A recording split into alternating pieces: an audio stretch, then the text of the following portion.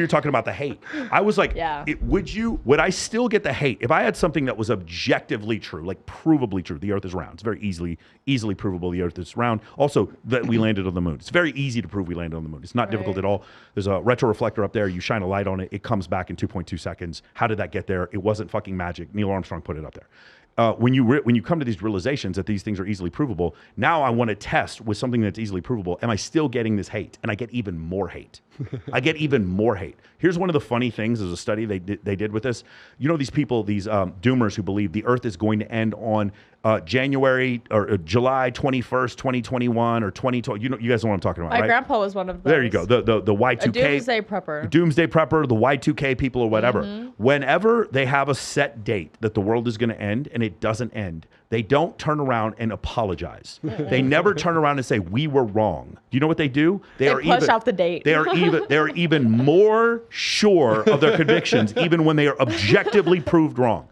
Neil deGrasse Tyson has one of my favorite sayings. He says, you did not use logic or reason to get into this opinion. I cannot use logic or reason to get you out of it. Right. And this is where you end up arguing with these people that just lost. That's why my program, Men of Action, it's not for everyone. It's just for people who want to look at objective reality. That's why I love Ben Shapiro.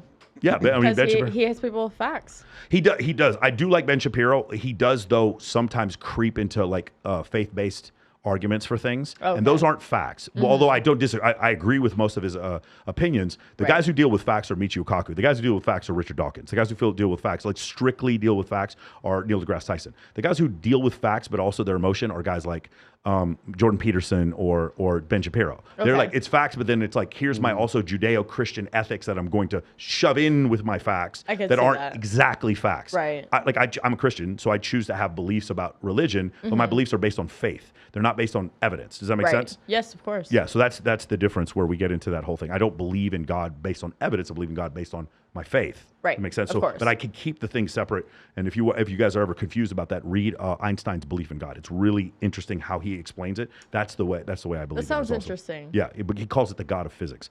Okay. God put the four laws of motion into motion, which created the world that we're in. But like he doesn't. It's not a deterministic type of existence. Anyway, sorry, way off subject here. All right, so you're doing this. The other thing I was going to say is this is what I've noticed from a lot of girls who do OF. As soon as they buy their first house, dad and mom are okay. Yeah. Because their daughter's safe. Like I've seen this over and over. I had Carlotta Champagne on here. She was like, mom and dad were very judgmental. Then they saw the two Corvettes or the two Porsches I bought and then the house. And they were like, okay, everything's fine. I think parents can't fathom like money coming in through online. And then once they see it, it's like a baseball hit them in the head. Yeah, for sure. Kind of thing. Yeah, for sure. It's kind of been like that with my mom too. Well, first I was a trader and now I have the performance coaching program. But I think it's one of those. It's a similar situation. So